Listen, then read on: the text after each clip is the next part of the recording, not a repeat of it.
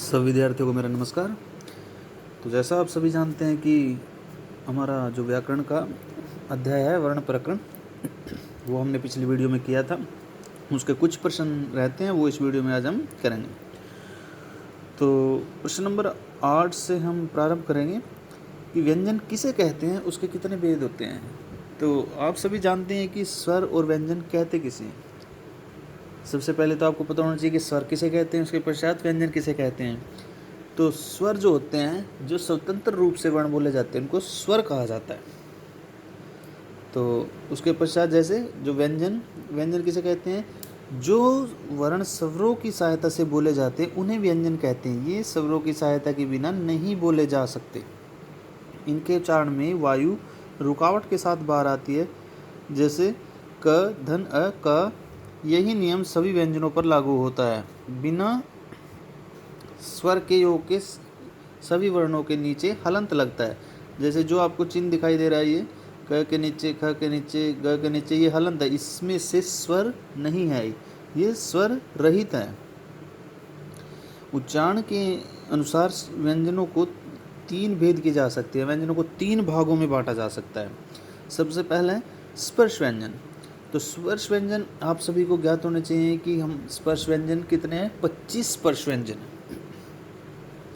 उसके पश्चात आता है अंतस्थ व्यंजन। अंतस्थ व्यंजन हमारे 4 अंतस्थ व्यंजन हैं, य र ल व। ये क्या है, हमारे 4 अंतस्थ व्यंजन। उसके पश्चात आता है ऊष्म व्यंजन। ऊष्म व्यंजन ये होते हैं जो बहुत अधिक उष्मा के साथ रगड़ खाकर बाहर आते हैं। वो ये हैं हमारे श, श, स, ह। ये क्या है, हमारे ऊष्म व्यंजन। तो उसके पश्चात देखिए अगला प्रश्न, र और री में क्या अंतर है। व्यंजनों के साथ र लगाने के कौन कौन से नियम है। र और री में, तो र क्या है, व्यंजन है। र क्या है, व्यंजन। आप सभी को ये स्मरण होना चाहिए कि र क्या है, व्यंजन, और री स्वर है। हिंदी में री और री के उच्चारण में काफ़ी समानता जो है वो पाई जाती है। तो व्यंजनों के साथ र लगाने के नियम इस प्रकार हैं। देखिए, यदि र से पूर्व का अर्थ होता है पहले, कि यदि र से पहले कोई स्वर रहित व्यंजन, स्वर रहित का मतलब होता है उसमें स्वर ना हो, उस व्यंजन में स्वर नहीं हो। हलंत वाला अर्थात जिसमें स्वर नहीं होगा वो कैसा होगा, हलंत। जैसा कि आप सभी ने अभी ऊपर देखा है, जिसमें स्वर नहीं है तो हलंत वाला हो, तो र व्यंजन के नीचे आकर जुड़ जाता है। अगर ध्यान से पढ़िए कि यदि र से पहले कोई स्वर रहित व्यंजन, जिस व्यंजन में स्वर नहीं मिला हुआ है, र से पहले, तो र क्या होता है, उसके नीचे आकर, उस शब्द के नीचे आकर जुड़ जाता है। तो इस प्रकार जैसे ये क, ये हलंत, इसमें स्वर नहीं है तो र, तो यहाँ पर र कहाँ आएगा, इसके नीचे क्र। तो उसके बाद म और र, मृ, ताम्र। इसी प्रकार से ये देखिए नीचे द्रव्य, प्रकाश।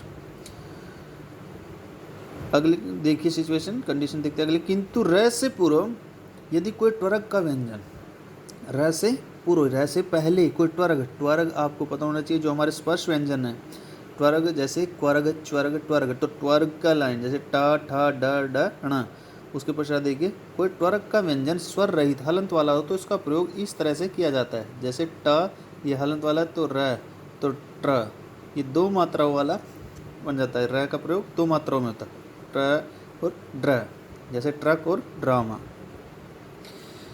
अगली परिस्थिति देखते हैं, यदि स्वर रहित र अन्य वर्णों से पहले आए। यदि स्वर रहित र, जिस र में स्वर नहीं है, वो अन्य दूसरे वर्णों से पहले आए तो अपने अगले व्यंजन के ऊपर, अपने अगले व्यंजन के ऊपर शिरारेख के ऊपर, शिरारेख यानी कि सिर के ऊपर लगाया जाता है। जैसे ध, धन, र, म, तो ये कहाँ आ जाएगा, धर्म। ये होगा शिरारेख सिर के ऊपर। तो पू, धन, र, व, पूरव। सु, धन, र, य, सूर्य। यदि र के साथ ई या ई की मात्रा लगी हो तो इसे मात्रा के बाद जोड़कर लिखा जाता है। जैसे कर्मी, फूर्ति, दर्शी, मैं ऋषि, गर्वित। कि यदि र के साथ ई या ई की मात्रा लगी हो तो इसे उसी मात्रा के साथ जोड़कर लिखा जाता है। अंतिम देखिए, यदि रै संयुक्त अक्षर के साथ आए, संयुक्त अक्षर जो मिलकर के जुड़े हुए होते हैं, जो दो अक्षरों से मिलकर निर्मित होकर बनते हैं, उनको संयुक्त अक्षर बोलते हैं, जो पीछे आए थे इससे पहले वाले भाग में। तो रै संयुक्त अक्षर के अंतिम वर्ण पर लगाया जाता है, जैसे मर्त्य, दुर्घर्ष आदि। तो ये हमारा जो अध्याय था वर्ण प्रकरण, ये हमने किया है। तो आगे का जो अब अगला अध्याय है अलंकार प्रकरण, वो हम अगले वीडियो में करेंगे। तो सभी विद्यार्थी इसको साथ साथ याद करते रहें और अपने कॉपी पर लिख कर देखिए। धन्यवाद।